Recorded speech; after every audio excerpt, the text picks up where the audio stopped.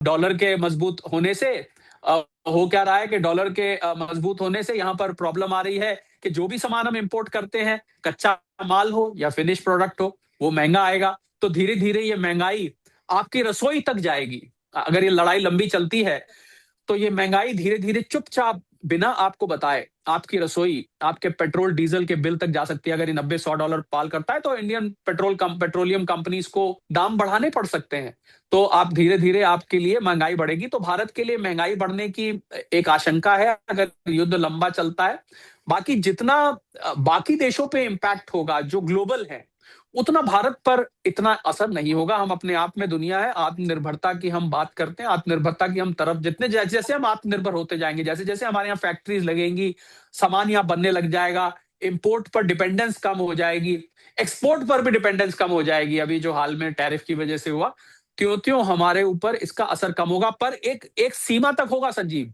उसके बाद जब भारत को इसमें उलझना पड़ेगा आगे जाके, जैसा आप कह रहे थे, आप कर्नल सोडी की बात बता रहे थे, या जो मैंने पहले बताया कि भारत अपने आप को तटस्थ बहुत दिनों तक नहीं रख पाएगा। तो जब भारत उलझेगा तो फिर तो इसको जियोपॉलिटिकल सीधा इम्पैक्ट भी आएगा। शरद जी, फिलहाल के लिए मुझे लग रहा है भारतीय, एक आम भारतीय को चिंता करनी चाहिए, पर ज्यादा चिंता की कोई बात नहीं। शरद जी, कई सवाल आपके उससे निकल के आ रहे हैं। एक तो कुछ भी हो, भारत भले ही जंग का हिस्सा ना हो इसकी, मिडिल ईस्ट वाली की, लेकिन भंवर में भारत फंसा हुआ है और आगे चिंता की बात है। भारत को अपने भविष्य के बारे में सोचना होगा, पहला। दूसरा सर, ईरान और इजराइल तो लड़ रहे हैं, इनका तो काम लड़ने का है, एक दूसरे के ऊपर बमबारी मिसाइल अपनी अपनी रक्षार्थ ही कर रहे हैं, सुरक्षा के लिए कर रहे हैं। ये दो देश लड़ रहे हैं, इनका नफा नुकसान ये जाने, जाहिर सी बात है नफा तो किसी में नहीं है जंग में, दोनों को नुकसान होगा। अमेरिका कहां खड़ा होगा, अमेरिका का डॉलर कहां खड़ा होगा, ट्रंप की आज की हालत होगी और इस युद्ध के बाद। देखिए, बहुत अच्छा आपने सवाल पूछा, क्योंकि बहुत सारे लोग सुबह से मेरे से सवाल पूछ रहे थे सोने चांदी का, ये जो कीमत उतनी क्यों नहीं बढ़ी, फिर बढ़ के गिर क्यों गई। जियोपॉलिटिकल टेंशन है फिर भी सोने की कीमत गिर रही है। तो डॉलर डॉलर की जो इंट्रिंसिक वैल्यू, अंग्रेजी में हम बोलते हैं, जो उसकी आंतरिक परिस्थिति है डॉलर की, वो अच्छी नहीं है। पर क्योंकि क्रूड ऑयल दुनिया का ज्यादातर डॉलर में ट्रेड किया जाता है, तो जो $70 पे क्रूड ऑयल था लड़ाई शुरू होने से पहले, वो युद्ध शुरू होने के बाद आज 83-84 डॉलर पे खुला है। तो उससे क्या हुआ है कि डॉलर की डिमांड, आप देखिए, प्रति बैरल $13 ज्यादा पे करने पड़ रहे हैं। तो जब ज्यादा पे करने पड़ते हैं तो डॉलर की डिमांड बढ़ती है। डॉलर की डिमांड बढ़ने से एक डॉलर इंडेक्स है अंतरराष्ट्रीय स्तर पर, जिसमें 6 करेंसीज आती हैं। मैं करेंसी का फिर से नाम ले लेता हूं। उसमें यूरो है, उसमें जापानीज येन है, उसमें स्विस फ्रैंक है, ब्रिटिश पाउंड है, स्वीडिश क्रोमा है, कैनेडियन डॉलर है। इन 6 करेंसीज को मिला के एक डॉलर इंडेक्स बनती है। वो डॉलर इंडेक्स, इस समय डॉलर उस इंडेक्स के मुकाबले मजबूत हो गया, क्योंकि जैसा मैंने कहा कि उसकी डिमांड बढ़ गई है। डॉलर मजबूत नहीं हुआ है, डॉलर की डिमांड बढ़ गई है, क्योंकि क्रूड ऑयल का ज्यादातर ट्रेड डॉलर में होता है। उस कारण से हमारा इंपोर्ट बिल बढ़ेगा। उस कारण से, जैसा मैंने कहा, कि डॉलर मजबूत होगा तो हमारा हमारा जो बाकी भी हम सामान मंगाते हैं, वो भी सामान महंगा हो जाएगा।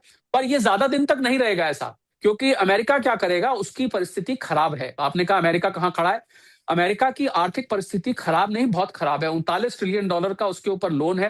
टैरिफ अभी बीच मझधार में लटकी हुई है ट्रंप साहब के, वो जो सेक्शन 122 के अंदर टैरिफ उन्होंने लगाए हैं, उस बीच ही तो ये लड़ाई शुरू कर हो गई या करवा दी गई। ध्यान भटकाने की कोशिश थी या जो भी थी, वो आप स्वयं सीजन जर्नलिस्ट हैं, आप खुद ही समझते रहे। तो वो जो टैरिफ वाला बम था, वो बम तो अभी अभी रखा हुआ है। जो ट्रंप साहब कह रहे थे मैं इतना लगा दूंगा, कोई गेम ना खेले मेरे से, ये ना करे वो ना करे, वो जो सारी बातें कर रहे थे, वो तो अभी लोग भूले हुए हैं, खुद भी वो पता नहीं भूले हुए हैं कि नहीं, या वापस उस पर आएंगे। तो मुझे लग रहा है कि अमेरिका की आंतरिक परिस्थिति खराब होने की वजह से डॉलर कमजोर होगा। लॉन्ग टर्म में डी डॉलराइजेशन जिसको हम कहते हैं, वो आपको होती दिखाई देगी। बीच बीच में ये डॉलर का ऊपर जाना, और आर्टिफिशियल तरीके से अगर आप डॉलर को ऊपर रखेंगे तो वो ज्यादा दिन तक ठहर नहीं पाएगा। तो मुझे ये नजर आ रहा है कि डॉलर कमजोर होगा, अमेरिका कमजोर होगा। अमेरिका ये जो अपनी बादशाहत दिखाता है, अमेरिका जो अपनी शहनशाही दिखाता है, अमेरिका जो अपना रुआब दिखाता है, अमेरिका जो अपना रुतबा दिखाता है, अमेरिका जो अपनी दादागिरी दिखाता है, ये दादागिरी में आपको कमी आती दिखेगी। जैसे ही इसमें कमी आएगी, आपको डॉलर कमजोर होता दिखाई देगा और दुनिया की बाकी करेंसीज आपको अपने आप मजबूत होती दिखाई देंगी। संजीव, शरद जी बिल्कुल सही कह रहे हैं कि भारत का जो होगा होगा। भारत भंवर फंसा है, आज नहीं तो कल उसको निपटना है, अपनी रणनीति तैयार करनी होगी, अपनी कूटनीति, सामरिक नीति, विदेश नीति अपनी तैयार करनी होगी। सवाल भारत का है, लेकिन ये तय है कि जंग भले ही ईरान और इजराइल लड़ रहे हों, मगर दम ट्रंप अमेरिका और उनका डॉलर भी तोड़ेगा, आज नहीं तो बहुत जल्दी आने वाले कल में। आपने बिल्कुल सही कहा है।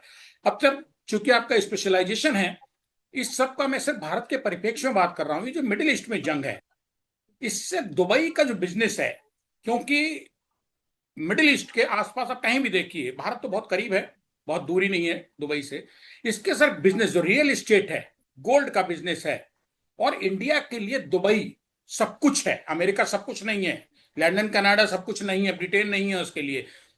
हिंदुस्तानी खासतौर बॉलीवुड के लिए आज की तारीख में 5 6 8 साल से मैं देख रहा हूं दुबई सब कुछ है। लेकिन इस आग की तपिश लपटें दुबई भी पहुंची हैं, तो क्या सर दुबई पे भी कुछ असर बिजनेस पे पड़ेगा? चुका है संजीव। बिल्कुल आपने ठीक कहा, दुबई यहाँ से 2.5 3 घंटे की फ्लाइट है। आप यहाँ से आप नोएडा बैठे हैं इस टाइम या दिल्ली बैठे हैं, वहां से आप चेन्नई जाएं तो 3 घंटे लगते हैं, उतनी देर में आप दुबई पहुंच जाते हैं। तो मुझे लग रहा है कि दुबई की जो रियल एस्टेट बूम था, दुबई के देखिए यूएई के पास तेल तो खत्म होने लगा था। तो मुझे याद है बहुत साल पहले वहां के जो किंग हैं उन्होंने कहा था कि भाई आप जो अपने बच्चों को पढ़ाइए, उनको उनको ट्रेनिंग दीजिए, उनको ऑल्टरनेट। तो उन्होंने दुबई ने टूरिज्म पे फोकस किया। दुबई में देखने की जितनी जगह है एक छोटे से शहर में, शायद आपको दुनिया के किसी शहर में इतनी जगह देखने को नहीं मिलेगी। बहुत भारतीय एट अ गिवन टाइम वहां पर सैकड़ों भारतीय टूरिस्ट पहुंचे होते हैं। बहुत महंगा भी नहीं, सस्ता पड़ता है, जल्दी पहुंच जाते हैं, छोटी फ्लाइट है। वो प्रभावित हुआ है टूरिज्म और रियल एस्टेट। आपने बिल्कुल ठीक कहा, बॉलीवुड के बहुत सारे लोगों ने वहां शहनशाही बंगले ले रखे हैं, बड़े लैविश बंगले। बहुत सारे लोग तो रहते ही वहीं हैं, विवेक ओबरॉय साहब हैं, सोनू निगम है, और भी वो शाहरुख खान साहब का वहां पर पाम जुमेरा में बंगला वगैरह वगैरह वगैरह, बहुत उसके बारे में चर्चा चलती रहती है। मुझे लग रहा है दुबई का रियल एस्टेट क्रैश करेगा, क्योंकि दुबई को बहुत बुरी तरह से ईरान ने एक तरह से आहत किया है। जगह जगह उन्होंने मिसाइल गिराई हैं और लोग अपने आप को दुबई में सेफ नहीं मान रहे। मेरी किसी से जानने वाले से बात हो रही थी, वो दुबई से अपने आप को शारजा किसी दोस्त के यहाँ रुके हुए थे। फिर उनको कहा गया, क्योंकि शारजा और दुबई भी मुश्किल से 20 25 मिनट का रास्ता है, उनको कहा गया कि आप और दूर चले जाइए। तो एक यूएई 7 एमिरेट्स को मिला के बनता है, तो अजमान है एक और एमिरेट, वहां चले गए, वो थोड़ा और दूर है। हालांकि फिर इसके बाद पता लगा फ्यूजेरा जो एक और एमिरेट है, वहां पर उन्होंने उसकी ऑयल रिफाइनरी के पास एक बम गिरा दिया। तो यूएई बहुत छोटी सी कंट्री है, 7 एमिरेट है। आप पूरे देश को सुबह से शाम तक कार से ही ट्रैवल करें तो आप कवर कर सकते हैं, और दुबई तो बहुत ही छोटा है। तो दुबई की रियल, मुझे लग रहा है आपके शो के माध्यम से मैं आज एक संदेश देना चाहता हूं। अगर आपके followers, viewers, subscribers middle east में रहते हैं, बल्कि मिडिल ईस्ट क्या यूरोप और अमेरिका में भी रहते हैं, मैं उनको एक व्यक्तिगत संदेश देना चाहता हूं। मुझे इन देशों का क्षमा मांगते हुए कह रहा हूं, क्योंकि बहुत कठिन काम है जो आप मैं कह रहा हूं, और आप शायद कर पाए ना कर पाए। आपको अपने देश, अपने वतन वापस लौटने का प्रोग्राम बनाना शुरू कर देना चाहिए। आपका वहां बिजनेस है, नौकरी है, घर है, बच्चे हैं। समय लगेगा, लपेटते लपेटते इतनी जल्दी कहीं से बोरी बिस्तर उठा के नहीं जाए। मेरी एक इकोनॉमिस्ट होने के नाते ये सलाह है कि इन देशों का भविष्य आगे आर्थिक तौर पर, मुझे आर्थिक क्या, अब तो सुरक्षा की दृष्टि से भी मुझे बहुत ज्यादा उज्जवल नहीं नजर आता है। तो इसलिए आप जितनी जल्दी वहां से अपना बोरी बिस्तर बांध के यहाँ पर आएंगे उतना अच्छा है। आपको कंसिडर करना चाहिए, आपको इस पर सोच विचार करना चाहिए। अपने जो वहाँ एसेट्स हैं, आपके पास प्रॉपर्टीज हैं, बैंक अकाउंट्स हैं, इन्वेस्टमेंट्स हैं, इन सबको धीरे धीरे लिक्विडेट करके भारत में ले आइए। मैं ये नहीं कहता कि भारत सदा सुरक्षित रहेगा, जिस विश्व युद्ध की हमने बात करी संजीव शुरू में, पर भारत इसमें बहुत आगे जाके उलझेगा। आप रिलेटिवली भारत में सेफ रहेंगे, और भारत में लाया हुआ पैसा आपका बढ़ भी जाएगा, क्योंकि वहां की करेंसी भारत से मजबूत है। आप दुबई भी 25 रुपए का इस टाइम दिरहम हो रहा है, तो आप दिरहम यहाँ लेके आएंगे तो आपका पैसा बढ़ जाएगा। आप ब्रिटेन में 110 20 रुपए का पाउंड हो रहा है, यहाँ बढ़ जाएगा। डॉलर भी 92 91 92 का है। आप लेकर आइए और यहाँ पर निवेश करिए, यहाँ पर नौकरी ढूंढिए, यहाँ पर बिजनेस करिए। ये मैं आपको निजी तौर पर सलाह देना चाहता हूँ। और अगर आप मेरी बात को परखना चाहते हैं तो उसके लिए आपको फिर 2 साल इंतजार करना पड़ेगा। तब आप फिर मैं आपसे संजीव जुड़ूंगा और पूछूंगा कि जो मैंने आज यानी कि 6 मार्च को बोला था वो कहां तक सार्थक हो रहा है। तो इसलिए दुबई की परिस्थिति अच्छी नहीं है इस समय। वहां की दो ही चीजें इस समय मशहूर हैं, टूरिज्म मशहूर है, रियल एस्टेट मशहूर है। दोनों ही इन हमलों की वजह से इस समय समस्या में फंस गया है। ये आपने आगाह किया है, अपना जो एक्सपीरियंस है उसे शेयर कर रहे हैं। 6 मार्च 2026 को स्टेट में हिंदी पे संजीव चौहान के साथ। 2 साल बहुत जल्दी निपट जाएंगे, हालात दुनिया के ठीक नहीं है। शरद जी, हमारे पास 6 मिनट बामुश्किल बचे हैं, लेके हम फाइनली आते हैं कि मिडिल ईस्ट की इस वॉर का भारत में गोल्ड यानी ज्वेलरी, सिल्वर, इस पे क्या असर पड़ेगा, और इसके बाद हम बात को समाप्त करेंगे, क्योंकि ये आपकी विशेषज्ञ योग्यता है।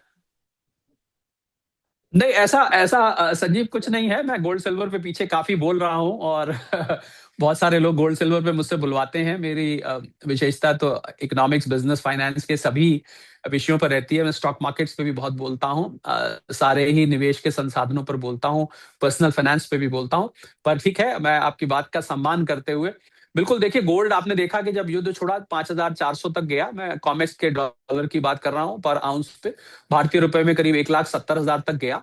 और उसके बाद फिर इसमें करेक्शन आई तो लोग हैरान हुए कि भाई ये तो बोला करते थे कि भाई जियोपॉलिटिकल टेंशन बढ़ती हैं तो सोना चांदी बढ़ते हैं, ये सोना चांदी वापस की तरफ कैसे कदम बढ़ा रहे हैं, इसमें प्रॉफिट तो बहुत सारे फैक्टर्स एक साथ काम करते हैं। जियोपॉलिटिकल टेंशंस का साइड इफेक्ट ये हुआ कि उसकी वजह से स्टेट ऑफ हॉर्मुज बंद हुआ, कच्चे तेल की कीमतें बढ़ी, कच्चे तेल की कीमत बढ़ने से यूएस डॉलर की डिमांड बढ़ी, उससे यूएस डॉलर यानी डॉलर इंडेक्स, जिसका मैंने अभी थोड़ी देर पहले जिक्र किया था, वो डॉलर इंडेक्स आपका बढ़ गया। वो 97 पे खड़ा था, 97.5 पे बढ़ के 99 के ऊपर चला गया। जैसे ही डॉलर इंडेक्स मजबूत होता है, सोना थोड़ा सा नीचे जाता है। पहली बात आपको ये समझनी होगी। परंतु जो लॉन्ग टर्म ट्रेंड है संजीव, वो, और दूसरा चांदी की भी बात कर दूं, क्योंकि चांदी में ऐसा लगने लगा कि भाई ट्रेड डिसरप्शन हो जाएंगी, अब तो शिप्स आ जा ना रही हैं। तो 55% चांदी, आपको याद होगा आप ही के शो पे मैंने कहा था कि वो तो एआई डेटा इक्विपमेंट में, सोलर सेल्स में, ईवी में इस्तेमाल हो जाती है। तो भाई इनकी प्रोडक्शन कम हो जाएगी, ये इनकी आवाजाही रुक जाएगी, फैक्ट्रीज बंद हो जाएंगी, तो इसलिए चांदी की डिमांड कम हो जाएगी। चांदी के लिए एक एडिशनल रीजन ये भी था, हालांकि सोना चांदी एक साथ ऊपर नीचे जा रहे थे, चांदी ज्यादा ऊपर नीचे जा रहा था, सोना उससे कम जा रहा था। वो उनकी नेचुरल चाल है, चांदी ज्यादा चंचल है, वो ज्यादा भागती है ऊपर भी और नीचे भी। परंतु मूल मुद्दे की बात यह है संजीव, जो हमने शुरू में बात जहां से शुरू करी थी, कि अगर ये विश्व युद्ध का एक परिप्रेक्ष्य बन रहा है तो सोना चांदी यहां से बुलिश है। सोना चांदी ऊपर जाएगा। आप इसको लंबे वक्त के लिए अगर रखते हैं, 2 से 5 साल का नजरिया, आपके शो पे मैंने पहले भी कहा था, मैं दोहराना चाहूंगा। आज भी मैं लंबे वक्त के निवेशकों के साथ खड़ा हूं। हालांकि निवेश की सलाह आपको अपने सेबी रजिस्टर्ड प्रोफेशनल से लेनी चाहिए। हम और संजीव एक एनालिसिस कर रहे हैं बिल्कुल कि बिल्कुल। आज की परिस्थिति क्या है। तो लंबे वक्त के लिए जो भी रखेगा, उसको इसमें बहुत अच्छा इसमें रिटर्न देखने को मिलेगा। जो परिस्थिति दुनिया की बन रही है, ये छोटे मोटे उतार चढ़ाव आपको विचलित नहीं करने चाहिए, अगर आप लंबे वक्त के निवेशक हैं।